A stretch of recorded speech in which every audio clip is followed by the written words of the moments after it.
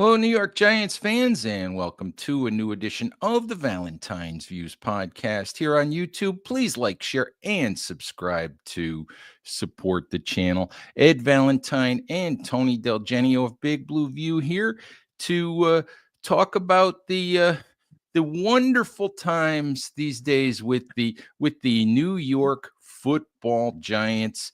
So, Tony, how you doing this morning? I hope you're ready for Christmas, and you have a couple days to think about things that are much nicer than the New York Giants.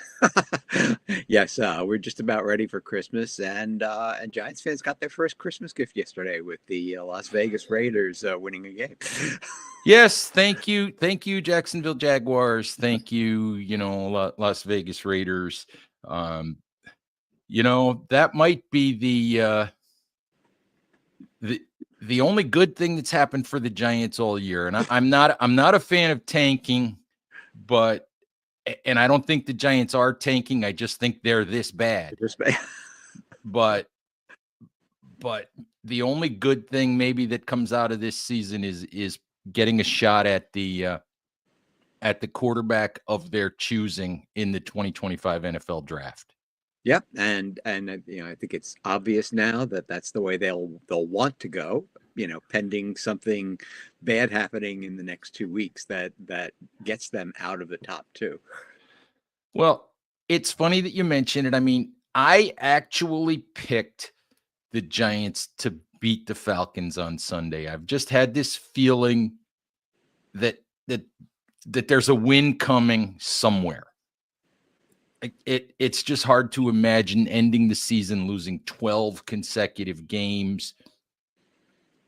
You'd think that you'd accidentally have to run into a win somewhere, and obviously the Giants' ability to get a win sort of ran into Drew Lock's desire to throw the ball to the other team yesterday. Yeah, I was going to say, right. Nobody had on their scorecard two pick sixes, and as far as a win in the last two games, to be honest, I'm scared of a win in both of the last two games next week, because the Colts to me are a team that's sort of about the same level of capability as the Falcons. And yesterday's game was not a game that Atlanta dominated. The Giants were actually ahead in this game for a little while. You take away the two pick sixes and they would have been competitive. It would have been a game in the second half rather than just garbage time in the third quarter. So and let's face it, Anthony Richardson is an extremely talented quarterback, but he's not there yet as an NFL quarterback, and there's always the chance that they could win that game. I think it's unlikely, especially given that it's at home where they always play poorly. But then you look at the final game against Philadelphia and you say that they have no chance. But what if Philadelphia does not have anything at stake in the playoffs by the last game of the season? What if Jalen Hurts they want to rest because he got hurt yesterday? And I haven't looked into it to see what updates there were on his injury, whether it's something mild or more serious. But imagine they come into the final game of the season with nothing to play for because their playoff spot's already determined. And what would they love to do more than knocking the Giants out of the top draft pick or top two draft picks by essentially tanking to them? So I think this is far from a done deal for the Giants. No, it's definitely not a done deal. And honestly, Tony, I don't know if the Giants will end up preferring Cam Ward or Shedeur Sanders. There are some people who like Jalen Milroe, but I think Jalen Milroe is a little bit farther down in the draft, depending on how the Giants want to do it and where they do ultimately land. But the Giants can probably get a quarterback if they land in the top three. They can probably get one of those two guys. So we'll see. We'll see how it plays out. But it would be typical of the way that the last decade or so has gone for the Giants. It would be very typical for them to play their way out of getting the quarterback that they really wanted, which is what they did last year, which is what Tommy DeVito did to them last year. Mm-hmm. They obviously were very enamored with Jaden Daniels and Drake May, and much less so, rightly or wrongly, much less so with the 3 quarterbacks that were still available to them at number 6. And they played their way out of having a chance to get one. So here we are. Yeah, and it's too early to really take a lesson from last year. But if you just look at even the past 5 or 6 or 10 years, I think people obsess a little too much over the quarterback that is perceived to be the top or one of the top 2 quarterbacks, right? And as you said, last year, there seemed to be a clear distinction between the top 3 guys and the next 3 guys. Well, 2 of the top 3 guys are playing well. The third, Caleb Williams, is playing kind of, okay, but he kind of looks like a rookie and making a lot of rookie mistakes. And I don't know that he's in the greatest situation. I was going to say he has the misfortune of being in Chicago. Yeah. So he may still turn out to be very, very good. But the other 2 guys certainly look good. And then you go to the next 3 guys, and we still don't know about J.J. McCarthy because of his injury, but he looked good in training camp. Michael Penix looked okay yesterday. He played, he played well, nothing to get too excited about, but he certainly looked like an NFL quarterback yesterday. And Bo Nix certainly looks like an NFL quarterback. I'm not completely sold on Bo Nix yet. He throws a lot of short passes, and I'm waiting to see whether he could really become that kind of attacking, explosive play guy that most NFL teams seem to want these days. But the bottom line is that that second group of 3 guys, a couple of months before the draft, they were all thought of as low first round, high second round guys, not high first round guys, yet they all went in the top 12. And so teams will draft quarterbacks because they're desperate for the quarterback position in today's NFL, the rules being the way they are. And so guys will get overdrafted relative to what people thought their draft position should be, yet a number of them wind up working out in the NFL. And so you don't necessarily have to obsess over getting the number 1 or number 2 pick. No, you don't, but it is what fans like to do. It's important to remember that in the last 2 drafts, you mentioned Caleb Williams. Caleb Williams went number 1 and doesn't look like the best quarterback in this class. He's definitely not the best quarterback in terms of guys having a rookie season. The previous year, Bryce Young went before CJ Stroud, and we know that CJ Stroud looks like a better quarterback. Going all the way back to, we can find example after example over the years. Go all the way back to the last time the Giants had the number 1 overall pick, Tony. And I'm sure you remember how you reacted the day that the Giants took Tucker Frederickson. I'm sure you remember how you reacted that day. But go all the way back to that. The Giants took Tucker Frederickson. The Chicago Bears took Dick Butkus number 3 and Gale Sayers number 4. Having the number 1 pick, having the earlier pick, guarantees you choice. Mm-hmm. It guarantees you opportunity to make the decision that you want with nobody else in your way. Mm-hmm. It guarantees you nothing else other than the possibility of making an even bigger mistake. Yes. So it guarantees you nothing. It's nice to be excited about, we're going to have this number 1 pick, but you have to get it right. You still have to get it right. Less Than Geo mentions in the comments something that I've talked about many times. So the most important part of the top prospect is the situation they walk into and how prepared that team is to develop them. And that's absolutely right. That's what we're seeing this year in Chicago with Caleb Williams. The situation in Chicago is a mess.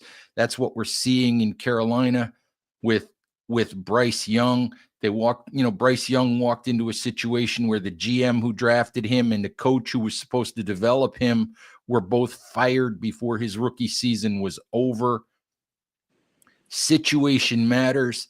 That's why I don't want to hear that the Giants should have drafted Bo Nix, because Bo Nix is a vastly different quarterback than what Brian Daboll has succeeded with in the past.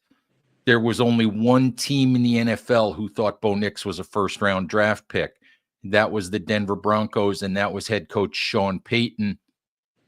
And that, of course, is where Nix landed. He landed in the right situation with the right head coach who was looking for a quarterback with exactly the skill set that Bo Nix has. So situation absolutely matters. And right now, we don't know. We have no idea what situation the Giants are going to put a quarterback into in 2025. We have no idea today if Joe Shane's going to be the GM who makes the choice. We have no idea if Brian Daboll's going to be the head coach. If Daboll is the head coach, we have no idea if Daboll's going to be the play caller, if there's going to be a new offensive coordinator. So right now we have no clue what the situation's going to be for the Giants. Right. If I can just respond to Patrick, I'm a little bit more optimistic than Patrick is. He may be right that Caleb Williams is still better than the top 3 in this upcoming draft, but he may not be right. We don't know how good Caleb Williams is going to be. More importantly, we do not know how good the top 3 guys in this coming draft are going to be. And we see this over and over and over again, that there's pretty poor predictability about how well college quarterback draftees wind up playing in the pros. We see it year after year after year. Okay, I mean the 2021 NFL draft was supposed to be a good one for quarterbacks, yet there's it turned out to be a pretty bad one, and so and there's still obviously time for Trevor Lawrence to live up to the contract that he got. But right now he's looking like an okay quarterback, but not a great quarterback. So I think you have to take the long view on these things and not just assume that you're not going to be able to get someone in the draft. Just going back to your comment, Ed, about Tucker Frederickson in 1965. I don't remember my reaction. I was only 13 years old at the time. But he seemed like a good player. Tucker Frederickson was a good back for the Giants. I do remember Tucker Frederickson. Mm-hmm. However, sometimes it goes the other way, and the counterpoint to that is 1981, where the Giants had the number 2 pick, and thank God New Orleans took George Rogers as the number 1 pick in 1981, leaving Lawrence Taylor to be chosen number 2 by the Giants. So sometimes the luck goes your way, and I guess we kind of have to hope that this year the luck goes the Giants' way.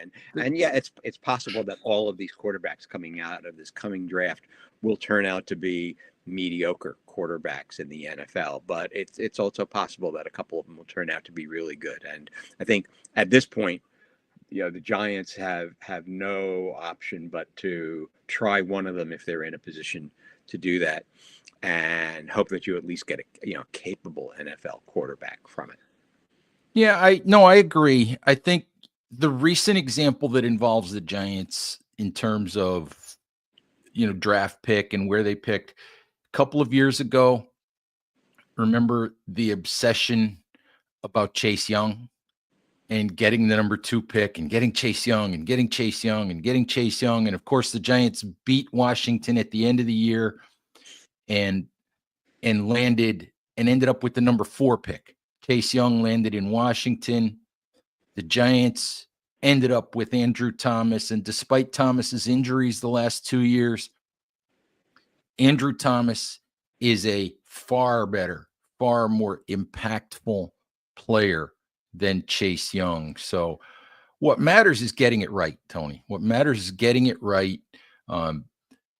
what looks like a great thing may not always be a great thing. What Jadeveon Clowney looked like as a college player back in the day, he's looked nothing like that as an NFL player ever. He's had a long career based on what he did in college and all of that, but you never know exactly what you're going to get. And as you said, a lot of it deals with the situation, deals with the player. Um, it deals with all of that stuff. We have no idea if Shadur Sanders or Jalen Milroe or or Cam Ward's going to be the best quarterback. For all we know, the best quarterback in the 2025 NFL draft class might turn out to be Jackson Dart or Dylan Gabriel. Mm-hmm. So who knows? Yeah. But and the number one draft pick, when was the last time a number one draft pick actually turned out to be a great player? I think you have to go back to Joe Burrow for that, and that's now getting on 5 years. right. So you just don't know. Yeah, no, you don't know. And the other thing we don't know, as we've talked about many, many times, we just don't know who's going to be making this decision. And I don't know. Look, there's the segment of the fan base that thinks that because of the record and because of what we've seen, that you just have to blow everything up and throw everybody out and start again. And I can certainly see that argument. What I've said sometimes, Tony, is this whole mess started. This whole mess started with the Giants. This whole mess of the last 10 years or whatever. The Giants were bad for a couple of years, decided that it was time to move on from Tom Coughlin. And I don't necessarily disagree that that it was time that it was or wasn't time to move on from Tom Coughlin. There was an opportunity at the end of the 2015 season that the Giants didn't take. John Mara stood at a press conference, and saying goodbye to Tom Coughlin, and said the mess the Giants were in at that time wasn't Coughlin's fault. It was the fault of the people making the personnel decisions, meaning it was the fault of Jerry Reese. And yet they stood there and pushed Coughlin out the door, kept Reese, kept a quarterback who played for a couple more years, was a great Giant, all of that, and Eli Manning is going to go to the Hall of Fame, but was past his time. Even at the end of the 2015 season, he was past his best. There was an opportunity there to begin a full reset. They didn't take it. And they've been basically taking partial measures ever since. Fire the coach, fire the GM, make one move, bring in a new coach and a new GM, but hand them a quarterback and tell them to make it work with this guy. So there's an opportunity here for a full reset. The question is, will they take it? Do they need to take it? And I just don't know what they're going to do, because I still believe there are arguments on both sides of the equation for keeping or firing both Joe Schoen and Brian Daboll. Yeah, I think there are arguments for firing both of them and arguments for keeping either one. And, and I go back and forth about that. And I guess to me, well, first of all, what I think or you think or anybody thinks, of course, as I said, that plus $3 will get us a ride on the subway, right? Because we're not the ones actually making the decision. And so no matter how much you do or do not know about football, you really have no idea what they are going to do. You may have a very strong opinion about what they should do, but what they're going to do, I think is really up in the air. And I think the reason that it's up in the air is because we do not know what the conversation was with John Mara and Steve Tisch in the off season. I have to guess that Joe Schoen had a discussion with them about what his plan was for this season. and that factored into how they were going to approach the issue of whether to draft a quarterback or not, right? And obviously they had the chance there at number 6 to take one of the second group of 3 quarterbacks and passed on it for Malik Neighbors, and so, but we also know from Hard Knocks that they were trying to move up for at least for Drake May and probably for Jaden Daniels if there had been any possibility. But I mean, you knew that there was no possibility for them to do that unless Washington, just shocked everyone by not taking Jaden Daniels, and they didn't. They made the obvious choice there. But if the conversation they had with the owners was, look, we're not going to bring in competition for Daniel Jones this year. We're going to give him a clean slate with a healthy body and a repaired knee, and we're going to give him the receiver that he's never had. We're going to give him an offensive line that we think can be at least capable. And in general, the Giants' offensive line this year has been capable. I mean, they're not good and they have bad games, but overall, it's been a great improvement over the previous year, and it's an offensive line a quarterback can work behind. I think that is the main thing, right? So they gave him that. They gave him the wide receiver, and we're going to take away all the excuses and give him the chance to become the quarterback that you thought he could be when he was drafted number 6 in 2019, and we will see. And if he can't do it this year, then we'll shut him down and draft a quarterback next year. But along with that means that you're not going to push all your chips to the center of the table, to use Jim Fossil's phrase about the Giants. That they're not going to go all in to try to win it this year. They're going to make these selective moves to try to make him better and make the offense better so that they can finally make a clear decision on what happens. And if Mara Tisch signed off on that and signed off on the idea of not getting a high level backup quarterback, someone who's really a starting caliber quarterback as your backup quarterback, then if they signed off on that, then they can't blame him if things turn out poorly, because that was sort of the plan all along. And it's not tanking, but it is saying we're going to take our shot, knowing that if it fails, the team will really be bad. And did they have that conversation? I had no idea. Right. There was always potential, Tony. There was always potential for this season for the Giants to go completely sideways. I didn't think it would go sideways to the extent that it has, but losing Saquon to the Eagles, going forward with Daniel for another year, choosing not to draft the quarterback of the future, there was always potential for this season to go horribly wrong. And as you're talking, I was thinking about, I had Luke Easterling, draft analyst from Athlon Sports, on the show the other day. And here's the thing that we talked about. Most draft analysts will put Shedeur Sanders, Cam Ward, and even Jalen Milroe pretty much on the same level as J.J. McCarthy, Bo Nix, and Michael Penix. Would you rather have Malik Neighbors and, one of Sanders, Ward, or Milroe?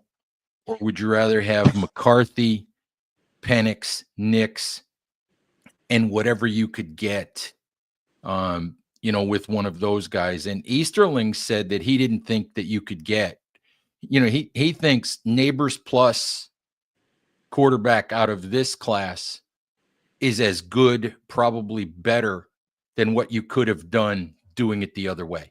Mm-hmm. So in the long run, maybe that ends up being the right play. But the Giants have to get the quarterback right to make it the right play. Right.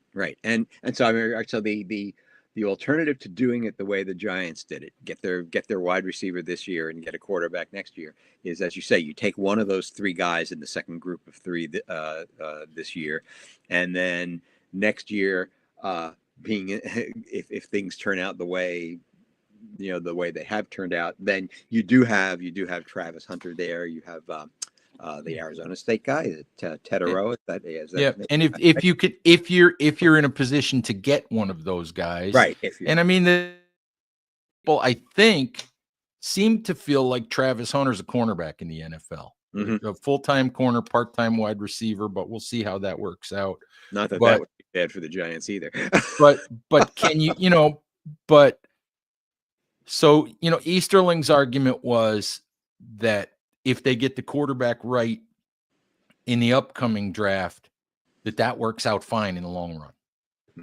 And I can certainly, I can certainly see that argument. It's just hard to go through what the Giants are going through right now. Tony, I want to talk about one other thing when it comes to moving on from Joe Shane and Brian Daboll. And that is, who do you replace them with? Who do you replace them with? How do you, is there a GM out there we know can do this job right? Well, there's a lot of guys out there who are former GMs who got fired because they didn't do their job well, who might be looking for a second chance. There's a lot of guys out there who are in the same position Joe Shane was in 2022, looking for a first opportunity to do the job.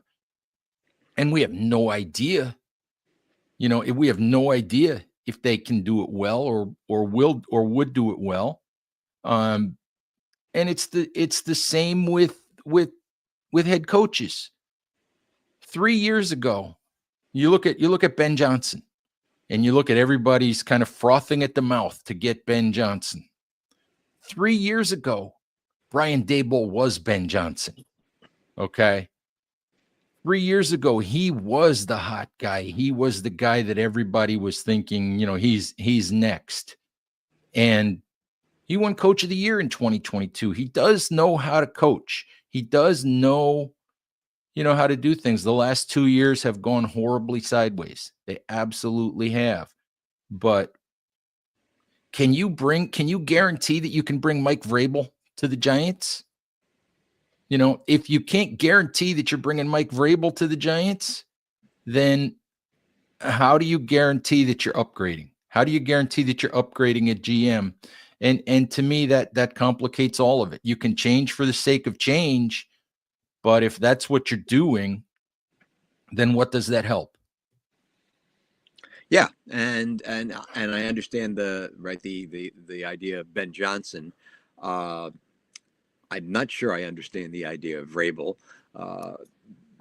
for a team that desperately needs help on the eye. Now, if Mike Vrabel can come in and be that CEO type of head coach and bring in some really great offensive coordinator to develop whoever the quarterback is next year, that's a different story. And so I could see getting a guy like Vrabel in that situation. But if you just say bring in Vrabel, and Vrabel is a solid coach, and Tennessee was a good team under him and all of that, but Vrabel did not turn Ryan Tannehill into a Super Bowl caliber quarterback while he was there, right? The Tennessee always made the playoffs, but always went out in the first or second round, and partly that was because their offense basically was Derrick Henry, and and that was it. And so if you're actually looking to kind of say duplicate what Washington has done this year, for example, or what Minnesota is doing this year with Kevin O'Connell and Sam Darnold, well, then you've got to bring in somebody who's really an offensive guy. And Ben Johnson, certainly he's the obvious choice, but if I'm Ben Johnson, I'm saying, do I really want to go to the Giants? I probably have my pick of 4 or 5 teams Yeah. that are going to need a head coach. Maybe I'll look for a better situation than the Giants situation right now, right? And so, Hmm. yeah, that's the problem. It's always easy to say fire the guys you have. But It's show not. me a solution. Yeah, it's not easy to figure out what the solution is and whether the Hmm. solution would even agree to come. That's the other thing, right? You may have your idea about it. Oh, get this guy, but Hmm. I may decide no, I don't want any part of the situation I'd be brought into there unless I get part ownership of the team as well. Yeah, absolutely. I mean, you go back and you look at the Giants had to fire Ben McAdoo, that whole situation, but they ended up with Pat Shermer. And I don't have the candidate list in front of me, from that particular year, but I do remember that it was not impressive. It was just not impressive. Pat Shermer was just about the best candidate out of the bunch in terms of what the Giants brought in to interview. Um, in 2021, they ended up with Joe Judge. I think there were 7 head coaches fired in that or hired in that 2021 cycle, and I think only 2 of them at this point. I'd have to go back and look. I think Mike McCarthy was one, and I think there's maybe one other coach out of that group that still has his job. So it's not easy to get it right. It's just not, and I don't envy John Mara. I don't envy, Steve Tisch at this point. And to John T's point, I don't know that you can justify allowing a head coach who went 2-15 to survive. The only thing that I can point to is that the Giants allowed a rookie head coach who went 3-12-1 to survive. And they only allowed him to survive because George Young couldn't get the head coach he wanted to come in and take the job. He couldn't get Howard Schnellenbacher to come in and take the job. But that worked out okay. That worked out okay. And I'm not saying that would happen with Brian Daboll, but I don't know. Show me a better choice. And I threw out the name Vrabel, and Tony, countered that Vrabel's never really developed a quarterback. So maybe that's not even the right answer. Ben Johnson's not coming anywhere near the Giants. Ben Johnson and Joe Shane have worked together in the past, so maybe you can connect dots there. But Ben Johnson's going to have his pick of the jobs that are available, and the Giants aren't it. The Giants are not it. So not in the situation that they're in. He'll take a place that's a lot closer to winning than the Giants are. So I don't know who's out there.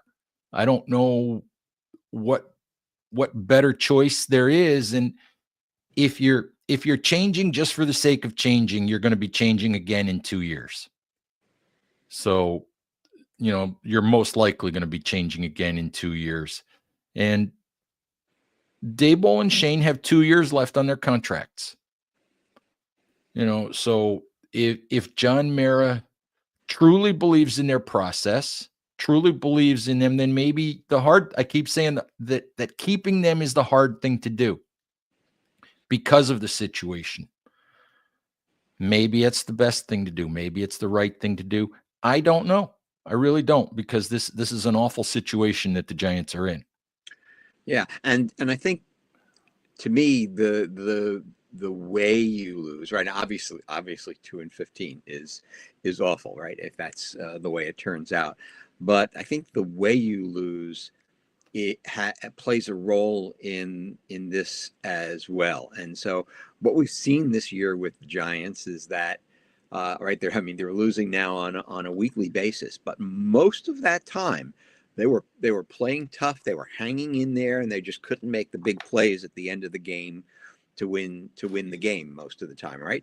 But what you see now is that they got blown out last week by Baltimore, And you could say, well, you know what, Baltimore is capable of blowing out a lot of teams. That's an impressive offense and a pretty good defense as well. All right, and actually, my puzzlement with Baltimore is why they're not like a two-loss team. To me, Baltimore is a very, very talented team with a very good head coach, and I don't understand how they've managed to lose 5 games. But you saw what they did to Pittsburgh last week, and I thought, well, that's more likely. I think they're a team that I could see going to the Super Bowl. So I could pass off last week's convincing loss by the Giants as well. They were just playing a very good team at a bad time. But yesterday, I thought was very damaging to Brian Dable's chances because to me Atlanta's a very mediocre team, right? And Michael Penix played well in his debut, but I mean he wasn't fantastic or anything. Okay, he was fine. He looks good, and if I were Atlanta, I'd be excited about his future. But they are far from a very good team. Yet that game was basically over by early in the third quarter. So when you start losing badly to teams that aren't all that good, that's when I think the head coach can get into trouble because it looks like you've lost control of the team. And I didn't feel that Dable had lost control of the team, let's say a couple of weeks ago when they almost tied New Orleans at the end of the game. But yesterday I started thinking this looks like a coach who's losing control of the team. And if they get blown out by Indianapolis next week, then I think the writing is on the wall, because I think that's when owners start to think, okay, we've got to change gears here. Well, there's only so much embarrassment that ownership can take. And look, absolutely, it's very difficult to keep a head coach who goes 2-15. It just is. But again, I just don't know. I mean, maybe there's a guy out there. I don't know. Maybe the Browns decide to move on from Kevin Stefanski. I don't know. But I would honestly, I think I would bring Kevin Stefanski to New York in a heartbeat if the opportunity was available. But I don't know how it's going to work out. There's absolutely, you're right. Losses like Sunday are very damaging to Brian Daboll. Even if you look at the roster and say, oh, they took the quarterback away. They lost their best offensive lineman. They lost their best defensive lineman. Their defensive captain and best linebackers hurt. You go on and on. There's a couple of other injuries on the offensive line, and yet you have to play better than that. You can't commit double-digit penalties week after week after week. You can't commit illegal shift penalties week after week after week. I love Malik Neighbors. I love how hard he plays. I don't know. I saw Malik Neighbors in the locker room last week, and let me just say this. All the credit in the world to Malik Neighbors, because the way Malik Neighbors moves around the locker room during the middle of the week, you'd never think that man could play football on Sunday. You'd never think he could play it at a high level on Sunday. And he absolutely did, and he does every week. I mean, that man is beat up. And so all the credit in the world to Malik Neighbors for being able to do what he does. But he also leads the league in illegal shift penalties. I mean, get it fixed, for crying out loud. How does a quarterback who's been in the league as long as Drew Lock not know enough to, when he sees that nobody's going to be in position at the snap, call a timeout? But it's all of these illegal shift and false start and illegal motion and pre-snap penalties. The lack of discipline is very damning for a head coach, because if they were playing disciplined football and getting beaten like this, you'd say the roster just isn't good enough. But even yesterday, Malik Neighbors loses a 23-yard catch that might have put them in scoring position because of an illegal shift penalty. Tyrone Tracy loses a touchdown because of a holding penalty. They give up 30 yards on a defensive pass interference penalty where I don't know what technique Deonte Banks thought he was trying to play. I don't know what he thought he was doing, but but again, it's mostly these pre-snap and self-inflicted penalties that just don't have to happen that are very damning for a head coach and for his coaching staff. Yeah, and that's why they I think at this time you have a hard time just based on the product on the field in making an argument to keep Dable. On the other hand, the problem naturally with Dable with Shane hiring Dable is that sort of the two of them are tied at the hip, and you almost have to think that if they're going to get rid of one, they're going to get rid of both of them. That might not be completely fair, but you can imagine that being part of the thought process. I just think it's very difficult. John Mara says he can separate the two, but it's very difficult because if they fire Brian Dable, Joe Shane's not going to get the opportunity to make this coaching hire. John Mara and Steve Tisch are going to make this coaching hire, which means John Mara is going to make the hire because, Steve Tisch will sit in the background like he usually does and more or less sign off on the hire. I mean, he'll have recommendations, but this will be mostly John Mara's hire. But,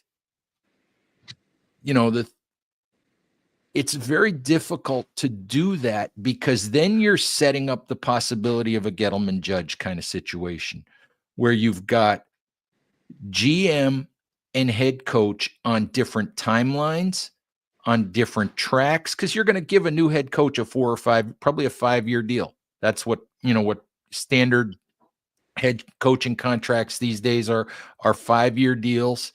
So you're going to have a GM on a 2-year timeline working with a coach on a 5-year timeline that he didn't hire. And what you're going to have when anything goes wrong is you're going to have the GM running to the owner and saying, well, that's not what I wanted to have happen. And you're going to have the head coach running to the owner and saying, well, the GM didn't give me the players that I wanted. So you set up that situation again, and that's not good either. So for me, I think you almost have to either stick with both or sweep both out and keep guys on the same timeline. Yeah, I agree with that, and frankly, I think it's hard to even separate the evaluation of one from the evaluation of the other. All right, because I mean, Dable could argue that Shane didn't give him the players, that he's had 3 years and he didn't get a functioning offensive line until this year. He could conceivably argue,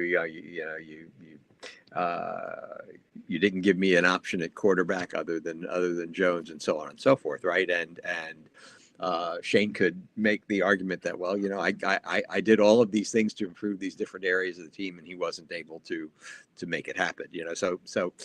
Either way, it's I think it's a difficult choice to make, and so I really feel that either they're both going to be gone or they're both going to stay. And what it comes down to, Tony, is, and I think this is probably the last thing we'll talk about, and we kind of talked about it last week, is, you and I one of us could be the GM, and we know that the choice pretty much has to be quarterback. It has, if you're sitting there at 1 or 2, you just have to. You have to take Sanders or you have to take Ward, and you have to try to make it work. What it comes down to is what does ownership think is the best situation that they can put the incoming young quarterback in? And John Mara was 100% right a couple of years ago when he said that the organization did everything it possibly could to screw up Daniel Jones. Daniel Jones was never going to be a top 10 quarterback, but the number of GMs, the number of head coaches, the number of offensive coordinators, the lack of personnel around him never gave him the full opportunity to be what he might have been. And maybe he was never going to be more than Ryan Tannehill or more than Andy Dalton. But the Giants never gave him the real opportunity to even be that. So what's the best situation for the incoming young quarterback is, for me, the the answer to that question is the one that has to drive whatever the organization decides to do. Yeah. And, I think that, and the funny things, is that if you actually look back at the whole sequence with Daniel Jones, you can argue that Gettleman did try to give Daniel Jones what he needed. He drafted Darius Slayton in the same draft that he drafted Jones. And by the way, Darius Slayton is the forgotten man now in this offense.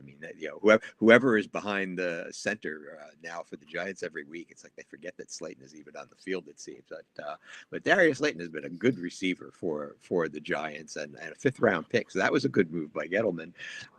He tried to improve the offensive line. Of course, he overpaid for Nate Solder, but he drafted Will Hernandez in the 2nd round, who was supposed to be this really good prospect, and people thought that he got great value in the 2nd round, even though he passed on Nick Chubb, of course. But he had Saquon Barkley, so I'm sure he thought he didn't need Nick Chubb. But Will Hernandez was supposed to be this great guard, and actually he's turned into a pretty good guard since he left the Giants, right? And then the next year he drafted Andrew Thomas, and so actually Gettleman did try to kind of develop the offensive line behind Jones. He did give him a receiver, in Slayton and so on, and so he was trying to do things. But like this regime, they haven't been able to put it all together to form a really cohesive group on the offensive side. And that's the damning thing. You have to have a capable offense in this league, or else you're not going to win. If you look at the best defensive teams in the NFL, well, several of them are contenders and a bunch of them are not. But if you look at the best offensive teams in the NFL, almost all of them are contenders. And so that's just the way the NFL rules are, the way the game is these days, that you have to have that good offense. And we've now had 2 consecutive regimes that have not been able to do that for the Giants. And we may be getting a 3rd pretty soon. We will see, Tony. But I think that's a good place for us to call it a day. So always appreciate your time. Hopefully, you and yours have a great Christmas holiday. Thank you. You too. Hope everybody out there has a happy and safe Christmas. And as always, thank you for watching and listening. Stay safe out there. Take care of each other, and we'll talk to you soon. Bye-bye.